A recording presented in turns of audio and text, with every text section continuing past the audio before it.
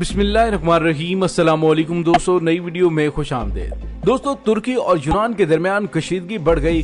France ने मशरकी बहरा room में राफेल तैयारे और जंगी बहरी बेड़ा भेजने का ऐलान कर दिया। दोस्तों, इस वक्त जब एशिया के अंदर 5 बड़े ममालिक पाकिस्तान, चीन, रूस, तुर्की और ईरान के नया फोरम बनाने का ऐलान किया गया, तो साथ ही अमेरिका, सऊदी अरब और इसराइल की परेशानियों में इजाफा हो गया है। तो ऐसे में तुर्की के साथ कशीदगी को बढ़ाने का मुकम्मल इंतजाम कर लिया गया है। तुर्की ने भी 2 टोक ऐलान कर दिया। वीडियो की तफसील में जाने से पहले आप देख रहे हैं हकीकत की दुनिया डॉक्टर अली के साथ। हमारा चैनल सब्सक्राइब करके घंटी के निशान को दबाना मत भूलिएगा। नीज वीडियो को ज्यादा से ज्यादा फेसबुक, व्हाट्सएप और सोशल मीडिया पर शेयर जरूर करें। शेयर और लाइक करने के साथ साथ कमेंट बॉक्स में पाक फौज जिंदाबाद, पाकिस्तान जिंदाबाद और पाकिस्तान के गुमनाम हीरोज को सलाम का नारा कमेंट जरूर कीजिएगा। दोस्तों, तुर्की और यूनान में बढ़ते हुए तनाव के पस मंजर में फ्रांस मशरकी बहरा रूम में एक बहरी जंगी जहाज और 2 राफेल तैयारे भेज रहा है। फ्रांस के सदर एमानुएल मैक्रोन ने तुर्की पर जोर दिया है कि वो बहरा रूम के मुतनाज़ा हिस्सों में तेल और गैस दरियाफ्त करने की कार्रवाई बंद करे। तुर्की के बहरी जहाजों ने पीर को इस इलाके का सर्वे करना शुरू किया था, जिस पर यूनान की तरफ से गम गुस्से का इजहार किया गया।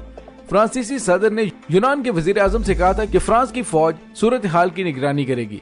उस इलाके में काबिले कदर मिकदार में मादनियात और कुदरती वसाइल मौजूद हैं।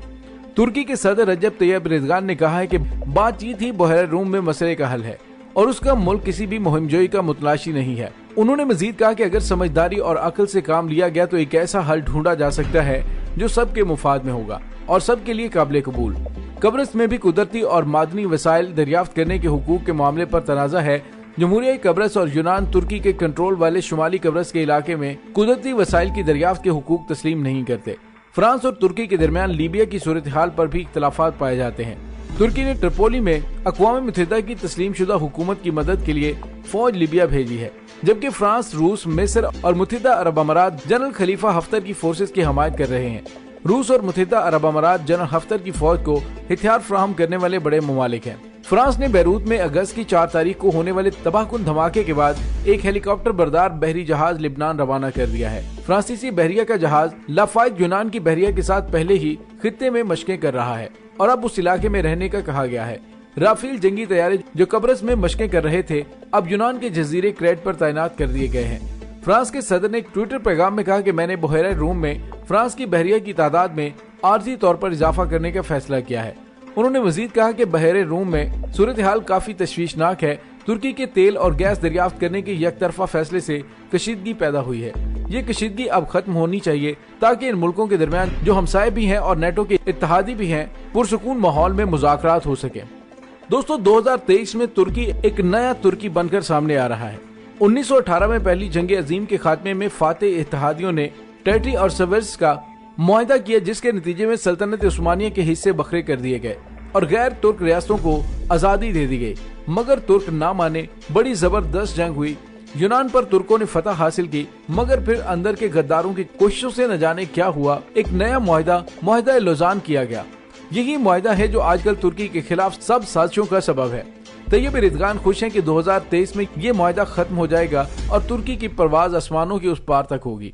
और मगरबी कुव्वतें गुस्से से होंठ चबा रही हैं और उस मुआहदे की मुद्दत खत्म होने से पहले तुर्की को बर्बाद कर देना चाहती हैं। तैयब एर्दोगान की हुकूमत के खिलाफ बगावत भी इन्हीं कोशिशों का हिस्सा थी। दोस्तों, ये मुआहदा 24 जुलाई 1923 को तय पाया था, जब इंग्लैंड को सबका बाप माना जाता था। उस मुआहदे के तहत कई तुर्क इलाके भी तुर्की से जुदा कर दिए गए, तुर्की के कई हुकूक खत्म कर दिए गए और उसे मर्दे बीमार कहा गया। खिलाफत खत्म कर दी गई, खलीफा को जिला वतन कर दिया गया, तमाम खानदान को या तो मार डाला गया या लापता कर दिया गया। खलीफा के इख्तियारात और तमाम असासे भी जब्त कर लिए गए। तुर्की को सेकुलर रियासत करार दिया गया। तेल निकालने की इजाजत सल्ब कर ली गई और एक अबनाए बासफोर्स जो कि ब्लैक सी और बहरा मरमर को मिलाती है और आगे बहरा रूम तक जाती हो, उसको बैनुल-अक़वामी रास्ता बना दिया गया। यानी वहाँ से गुजरने वाले बहरी जहाजों से तुर्की टैक्स वसूल नहीं कर सकता।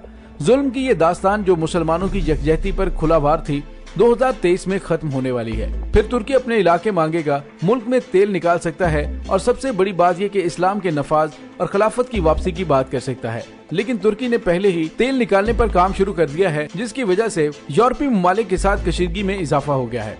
दोस्तों, इस वक्त तुर्की के सदर रजब तैयब एर्दोगान बस एक ही मिशन लिए हुए हैं कि उम्मत को मुत्तहिद किया जाए और खिलाफत उस्मानिया की वापसी हो।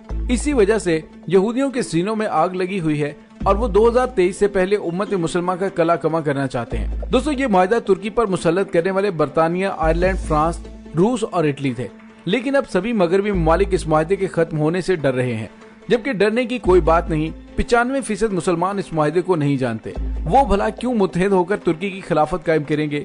हम तो एक क़यादत तक मुंतखब नहीं कर सके। तुर्की को इस माहिदे के बाद एक आजाद रियासत करार दिया गया और कमाल अतातुर्क इस कौम को सेकुलर बनाने के लिए उन पर मुसल्लत किए गए। लेकिन क्या ये बैनुल-अक़वामी कानून के मुताबिक है कि एक आजाद सल्तनत को इस तरह जंजीरें डाल दी जाएं? क्या बरतानिया दुनिया का ठेकेदार है? क्या तमाम 40 इस्लामी ममालिक जो खिलाफत उस्मानिया के टूटने से तश्कील पाए 1923 से 2023 तक यकजा और ताकतवर होने के लिए कोई कोशिश कर पाए हैं? दोस्तों, तुर्की जिस तरह से आगे बढ़ रहा है, इससे जाहिर होता है कि मुआहदे की मुद्दत खत्म होते ही पहले वाले हालात बहाल होना बिल्कुल कानूनी है। तुर्की की अवाम और हुकूमत इस सूरत हाल के लिए बिल्कुल तैयार है और मुस्लिम उम्मा की क़यादत का हक अदा करना चाहते हैं। जिस तरह किसी भी मुस्लिम मुल्क की हमायत में तुर्की आगे बढ़ता है, वो इस बात का मजहर है कि तुर्की अपना किरदार अदा करने के लिए किसी हिचकिचाहट का शिकार नहीं है। न तुर्क हुक्मरानों ने दुश्मनों से कोई डील की है।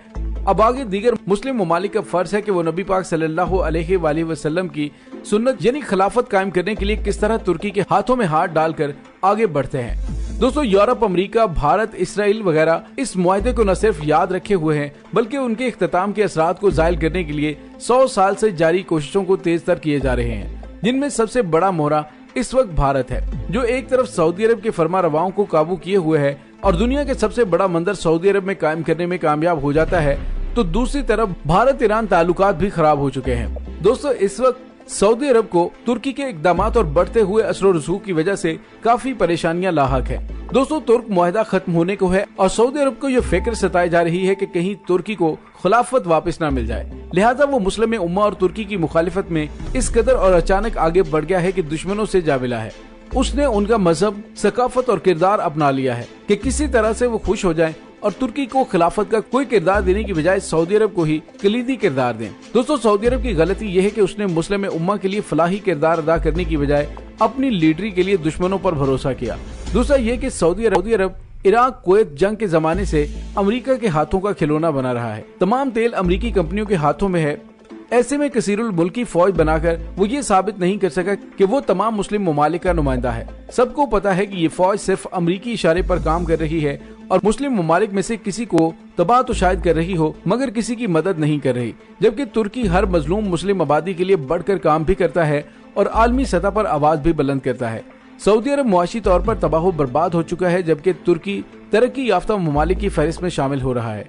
और जब तुर्की अपना तेल निकालेगा और अपने समुद्री रास्तों का टैक्स वसूल करेगा, तो उसकी आमदनी में और भी इजाफा होगा और मुस्लिम ममालिक की मदद के लिए भी वो ज्यादा मौसर तरीके से काम कर सकेगा, यानी 2023 के बाद। तो दोस्तों, इस वक्त यहूदियों और ईसाइयों के दिमाग इस तरफ लगे हुए हैं कि किसी तरह से तुर्की को तरक्की के उस लेवल तक न पहुंचने दिया जाए कि वो मुस्लिम ममालिक में कोई कलीदी किरदार अदा कर सके। लेकिन तुर्की के सदर रजब तैयब एर्दोगान ने जब फैसला कर लिया है कि जमीन के अंदर छुपे हुए वसाइल को निकालना है, तो इंशाल्लाह वो वक्त जरूर आएगा कि जब जमीन के छुपे हुए खजाने अपने आप को उगल देंगे और मुसलमानों की उरूज और तरक्की के दौर का आगाज होगा। दोस्तों, इसके साथ ही डॉक्टर अली को इजाजत दीजिए। इंशाल्लाह बहुत जल्द मिलते हैं एक नई वीडियो में। तब तक के लिए अपना बहुत सारा ख्याल रखिएगा। पाक फौज जिंदाबाद, पाकिस्तान पाइंदाबाद, पाकिस्तान के गुमनाम हीरोज को सलाम। अल्लाह वारिस।